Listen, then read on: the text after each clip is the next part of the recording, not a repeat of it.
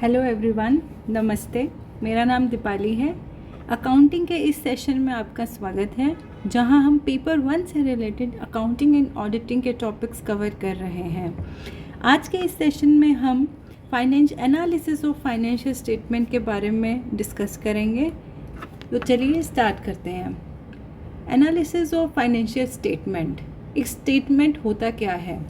The statement in which financial transactions are recorded in the summarized manner. ऐसी विवरण, वित्तीय विवरण क्या होता है? वित्तीय विवरण जिसमें वित्तीय के लेन देन का संक्षेप में दर्ज किया जाता है। ठीक है, इससे पहले लेक्चर के अंदर जिसमें हमने बात किया था अकाउंटिंग के और डबल एंट्री सिस्टम से, तो उसमें भी हमने यही डिस्कस किया था कि फाइनेंशियल स्टेटमेंट के अंदर हम कैसे रिकॉर्ड करते हैं फाइनेंशियल जितने भी ट्रांजैक्शंस हम करते हैं उन सब का। These are the statements disclosing the situation of assets, liabilities and capital of a business. आपको याद होगा हमने ALOE के बारे में बात किया था। एक असेट क्या होता है? Liability plus owner entity. ठीक है। The financial statements of a company record important financial data on every aspect of a business activity।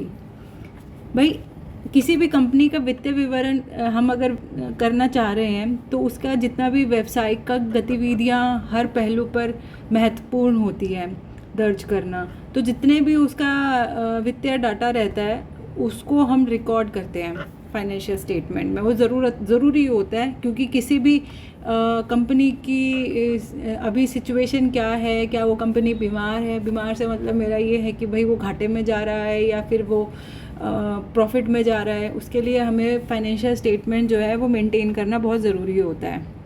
अभी फाइनेंशियल स्टेटमेंट जो है वो कितने टाइप का होता है, एनालिसिस जो भी होता है उसका, फाइनेंशियल स्टेटमेंट का विश्लेषण जिसको हम बोलते हैं एनालिसिस को, कितने प्रकार का होता है। ये दो टाइप से हम इसको करते हैं। एक जिसके बेसिस इंफॉर्मेशन जो भी हम यूज़ करते हैं उसके बेसिस पे, और एक कि भाई उसका नेचर या फंक्शनैलिटी क्या है उसकी कंपनी फाइनेंशियल एनालिसिस का, उसके बेसिस पे जो इंफॉर्मेशन यूज्ड होता है, एक तो इंटरनल और एक एक्सटर्नल होता है। और जो हम फंक्शनैलिटी या नेचर के बेसिस पे करते हैं वो या तो वर्टिकल होता है या हॉरिजॉन्टल होता है। अब हम अगर इंटरनल आंतरिक विश्लेषण की बात करें तो information only to the internal people of a company, भाई उसके एम्प्लॉयज़ हो गए या उस जैसे कर्मचारी हो गए या मालिक हो गया या प्रबंधक हो गए उस कंपनी के, उन्हीं को ही इसके बारे में पता होती है, इस जानकारी के बारे में।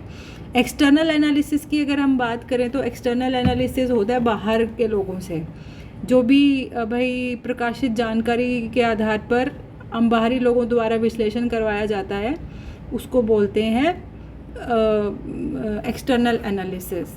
अगर हम फंक्शनैलिटी के बारे में बात करें वर्टिकुलर, या अगर हम फंक्शनैलिटी की बात करें बेसिस पे, तो ये फंक्शनैलिटी क्या दो टाइप की होती है, वर्टिकल या हॉरिजॉन्टल।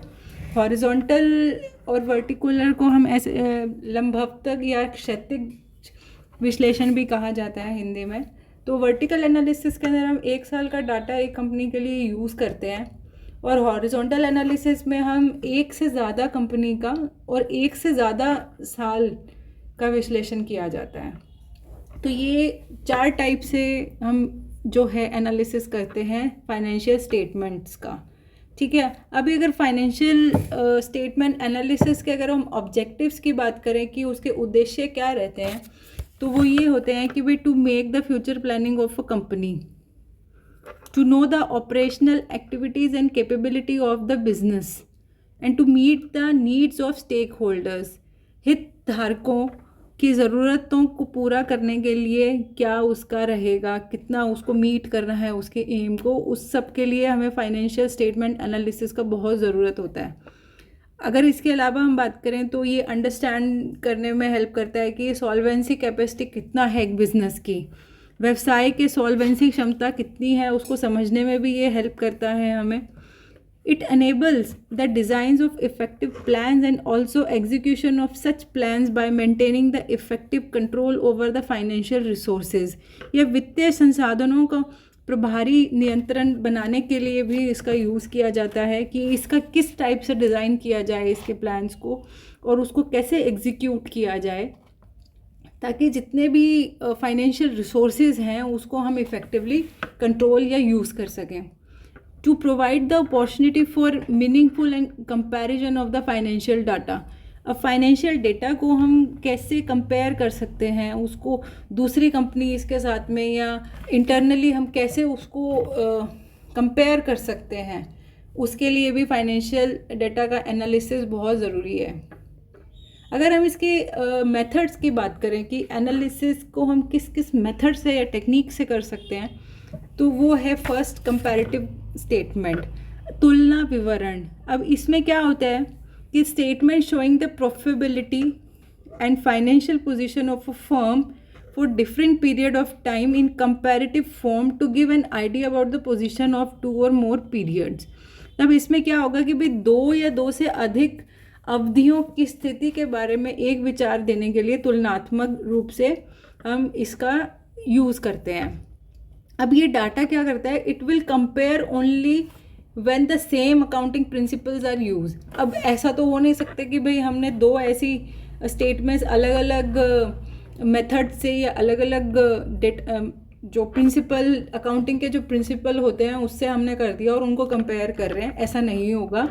सेम अकाउंटिंग प्रिंसिपल से जो स्टेटमेंट बनाया जाता है उसके ही डाटा को ये कंपेयर करता है. Comparative figures indicate the trend and direction of the financial position and operating results.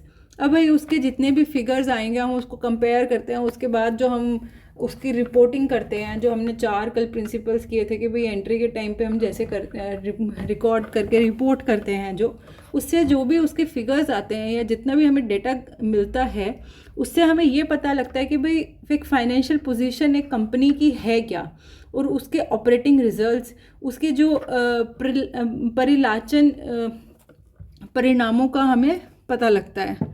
अब दूसरा मेथड अगर हम बात करें वो है कॉमन साइज स्टेटमेंट. अब इस स्टेटमेंट में इंडिकेट क्या होता है कि relationship of different items of financial statement with some common items by expressing each other as percentage of the common item. ये एक ऐसा स्टेटमेंट एनालिसिस का मेथड है, ऐसा एक मेथड है जिससे हम क्या होता है कि प्रत्येक आइटम को सामान्य आइटम के प्रत्यक्ष के रूप में व्यक्त करते हैं.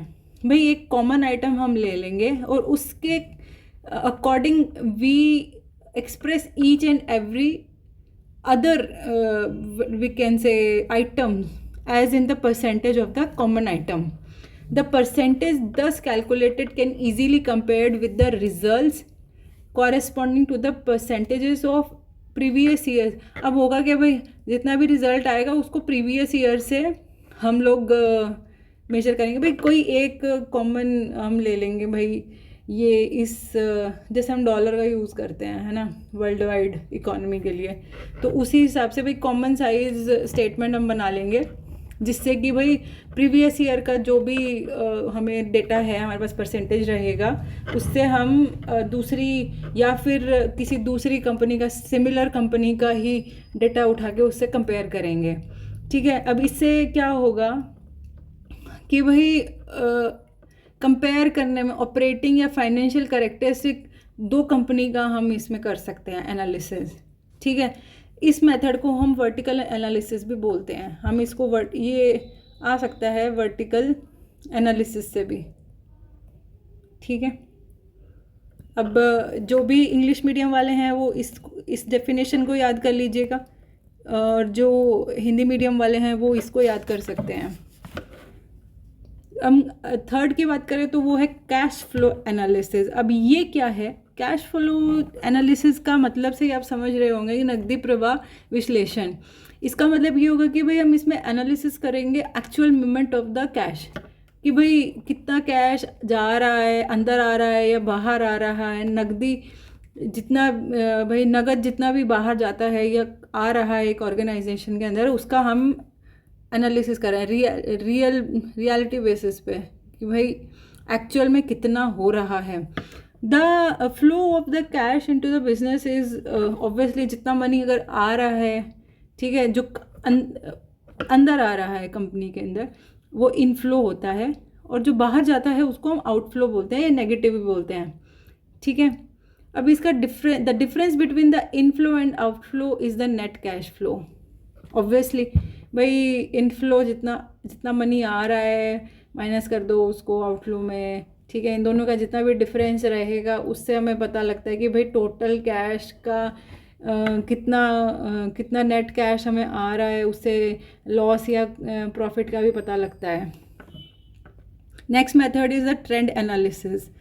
ट्रेंड एनालिसिस का मतलब ये होता है कि ऐसी एक टेक्निक जो कि हेल्प करता है स्टडी करने में operational results and financial positions over a series of years, ठीक है। अब इस कैसे यूज़ होगा, अब इसमें क्या होगा कि भाई प्रीवियस ईयर के डाटास को हम लेंगे और ट्रेंड एनालिसिस के बेसिस पे हम ऑब्जर्व करेंगे भाई इसको पिछले कई सालों के डेटा से। Trend analysis is important because long run view. अब हम भाई कई सालों का डाटा लेकर चल रहे हैं, इसका मतलब तो यही है ना कि भाई पिछले अगर कुछ सालों का ले रहे हैं तो इसका मतलब हम अगले कुछ सालों का भी पता लगा सकते हैं कि भाई कितना कंपनी का जो हेल्थ है वो कैसा रहने वाला है। It may point two the basic changes in the nature of the business. By looking at a trend in a particular ratio, one may find whether the ratio is raising or relatively constant. From this observation, a problem is detected or a good management is found. मैंने यही बोला था आपको कि health का पता लगता है कि भाई कंपनी की हेल्थ कैसी है, कि कंपनी बीमार है या स्वस्थ है, मतलब कि कंपनी एक लॉस में जा रही है या फिर गेन में जा रही है, या उसमें क्या प्रॉब्लम आ रही है। ये डिटेक्ट करने में भी ये जो मेथड है, ये प्रवृत्ति विश्लेषण जो है, ये हेल्प करता है, ठीक है। इस विश्लेषण की कई समस्याओं का पता लगता है और अच्छे संकेत का भी पता लगता है कि भाई कुछ अच्छा मैनेजमेंट हो भी रहा है कि नहीं हो रहा है। अगर हम नेक्स्ट की बात करें तो दैट इज़ ड्यूपोंट मेथड। ड्यूपोंट, ड्यूपोंट, इसको हमने कैपिटल में ही लिखना है। ये मेथड सजेस्ट करता है selection of options based on the rate of return, कि भाई कितना मार्जिन हो रहा है, ठीक है। ये क्या होता है, higher the margin higher the priority should be given while selecting an option, ठीक है। अब इसका मतलब क्या है कि भाई किसी भी विकल्प का चयन करते समय हमें ये तो पता होना चाहिए ना कि भाई अगर मार्जिन हाई जा रहा है, मार्जिन हाई होगा तभी तो हमें पता लगेगा कि भाई किस चीज़ को प्रायोरिटी देनी है। अब इसको रेट ऑफ मार्जिन निकलता कैसे है, रेट ऑफ मार्जिन निकलता है प्रॉफिट ओवर सेल्स इनटू 100, ठीक है। या हम इसको ऐसे भी लिख सकते हैं कि भाई हम इसको return on investment over investment into 100। अगर ये लिख रहे हो ना पॉइंट तो ये फॉर्मूला लिख दो, आपको एक एक्स्ट्रा नंबर ही मिलेगा इससे, ठीक है। अब अगर हम वर्टिकल एनालिसिस की बात करें, इसमें वर्टिकल एनालिसिस हमने अब पहले भी देखा था कि data on one accounting period is sufficient. Vertical analysis के अंदर हमें एक ही कंपनी का डाटा एक साल में कितना है उसको हेल्पफुल रहता है। जैसे स्टार्टअप्स वगैरह हो गए या कोई नई ऑर्गेनाइजेशन होती है, उसके डेटा को एनालिसिस करने के अंदर वर्टिकल हेल्पफुल रहता है। अब ratio analysis, this is very important क्योंकि इसमें कई फॉर्मूले भी हैं जो कि मैं आपको PDF प्रोवाइड करूँगी। मैं नहीं चाह रही थी कि यहाँ फॉर्मूला डिस्कस हो क्योंकि उससे सिर्फ टाइम ही कंज्यूम होता है।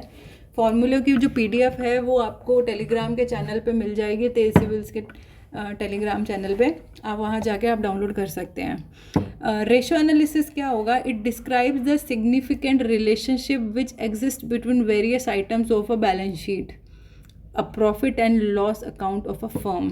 एक ये ऐसा मैं कह सकती हूँ इम्पॉर्टेंट एनालिसिस होता है, या इतना इम्पॉर्टेंट हमें रिलेशनशिप का पता लगता है कि जितने भी उसके अंदर वेरियस जो भी वस्तु या आइटम कह सकते हैं हम, एक बैलेंस शीट के अंदर होता है, उसके रिलेशनशिप को जानने में ये हेल्प करता है.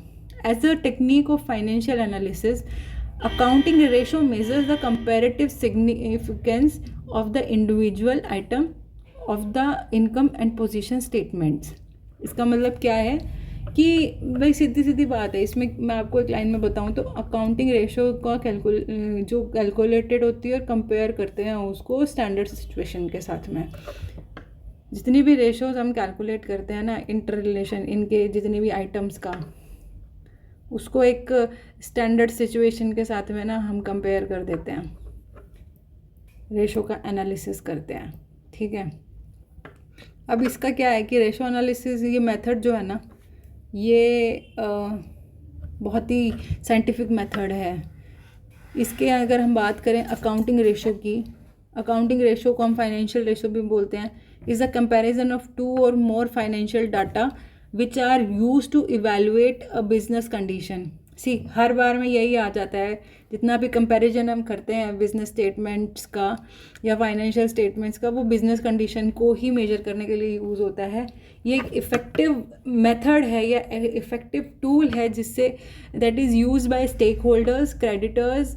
ये या तो हम कह सकते हैं कि भाई इसका उपयोग कौन करता है, बेसिकली कोई व्यवसायिक ये शेयर अधिकारों का या लेनदारों का, है ना, हित अधिकारों का, जितना भी ये लोग होते हैं, इनको प्रॉफिटेबिलिटी स्टैंडर्ड या फाइनेंशियल स्टेटस को कोई भी बिजनेस का है उसको अंडरस्टैंड करने के अंदर, या उसको हम कह सकते हैं कि भाई एक टूल है, काइंड ऑफ टूल है, कंपेयर कर सकता है ये फाइनेंशियल रेशो उसको. Accounting ratios are also widely used to examine the business performances. Accordingly, business decisions can be made. अब वही बात आ गई वापस घूम के कि भाई कोई भी अगर लेनदार होता है या हित अधिकारी हो, जो भी कोई होता है, वो कब पैसा डालता है किसी ऑर्गेनाइजेशन में, या उसको कैसे पता लगेगा कि भाई उसकी कंपनी जो है वो पॉजिटिव में जा रही है कि नेगेटिव में जा रही है, कंपेयर करने पे ही ना. तो ये एक ऐसा अकाउंटिंग मेथड जो होता है ये यूज़फुल है कि भाई जिससे एग्जामिन कर सकता है कोई भी लेनदार या लाभदार बिजनेस परफॉर्मेंस को कोई कंपनी के. ठीक है. तो अगर हम इसकी क्लासिफिकेशन की बात करें अकाउंटिंग रेशो की, क्योंकि ये टॉपिक काफ़ी थोड़ा सा मैं कह सकती हूँ कि इम्पॉर्टेंट ही है, ये पेपर में आता भी है अकाउंटिंग रेशो का कई बार क्वेश्चन. तो अगर हम अकाउंटिंग रेशो की बात करें तो इसका क्लासिफिकेशन कैसे होगा. क्लासिफिकेशन में फर्स्ट आता है liquidity ratio. To meet the business commitment the business need liquid fund. ठीक है. The ability of a business to pay due amount of the stakeholders as to when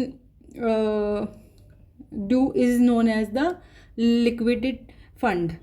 अब liquid fund का मतलब क्या होता है. लिक्विड फंड एक ऐसा फंड है, डेट फंड कह सकते हैं जिसको, that invest in debt and money market securities, जो कि up to 91 days maturity time रहता है जिसका.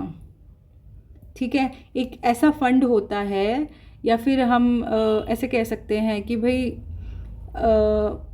Date fund that invest in fixed income security such as certificates of, हम ट्रेजरी बिल की बात कर लेते हैं, जैसे कि ट्रेजरी बिल हो गए. ठीक है. जिसका जो भाई मैच्योरिटी टाइम जो है वो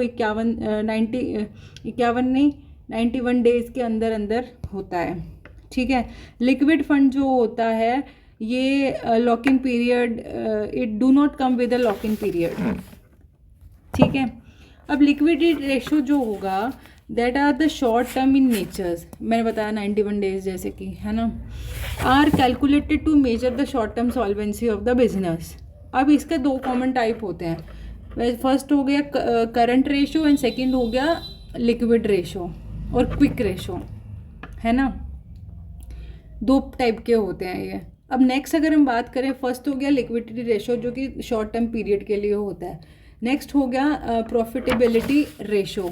ठीक है.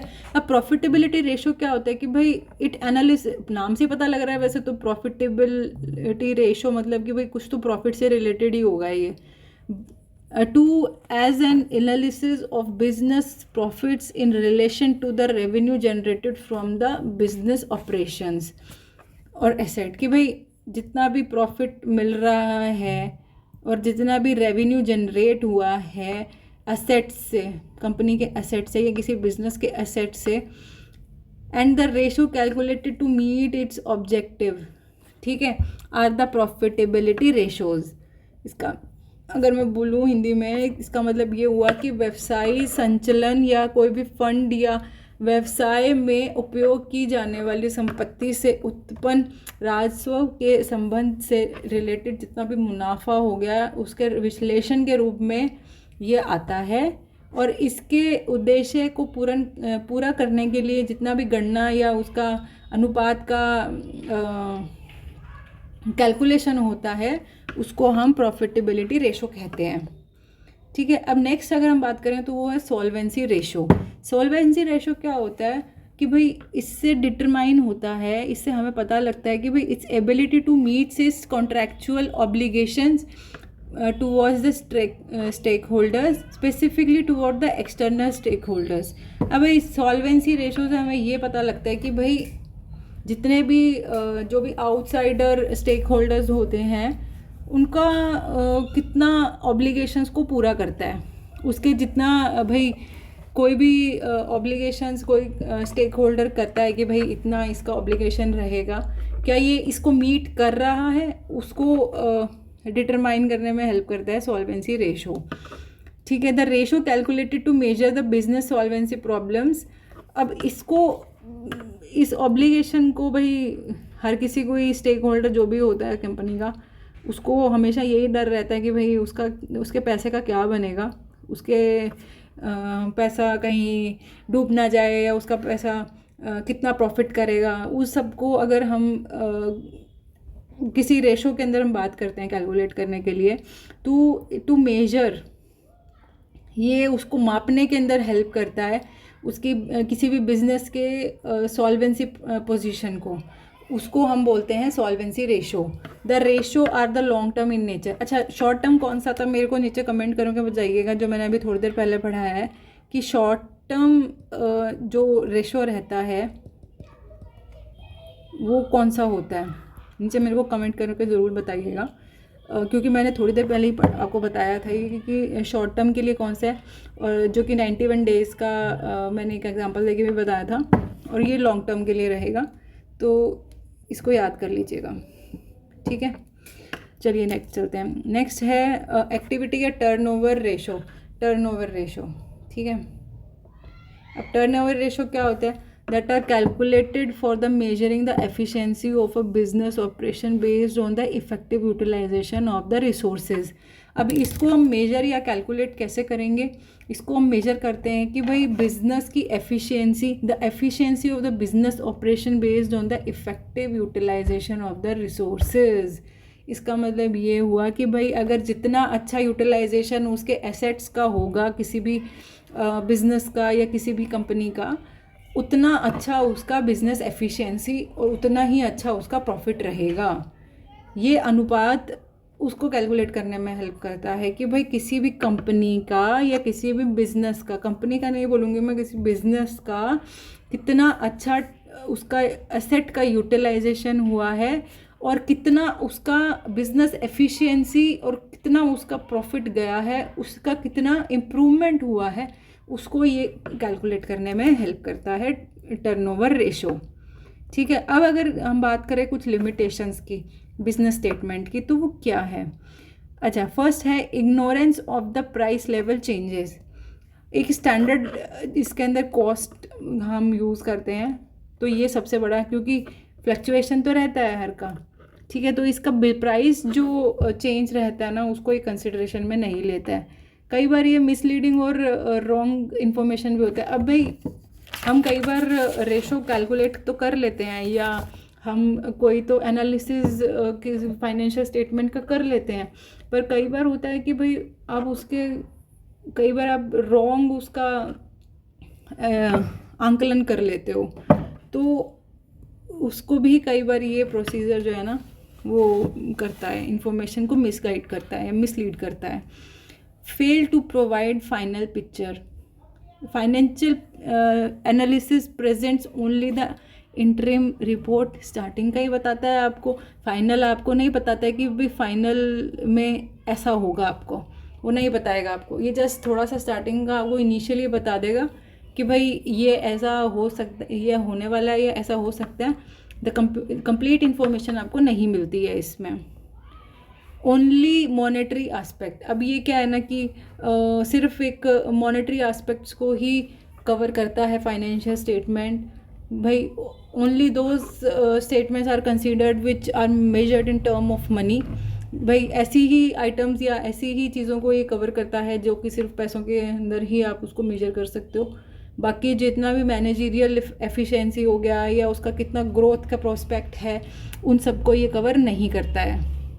नॉन रिलायबल कंक्लूजन्स रहते हैं इसके। कंक्लूजन बेस्ड जो फाइनेंशियल स्टेटमेंट्स के रिजल्ट्स होते हैं, या हम कह सकते हैं इसके जितने भी कई बार फाइनेंशियल एनालिसिस के जो कंक्लूजन्स होते हैं वो नॉन रिलायबल होते हैं। Involve the personal biasness.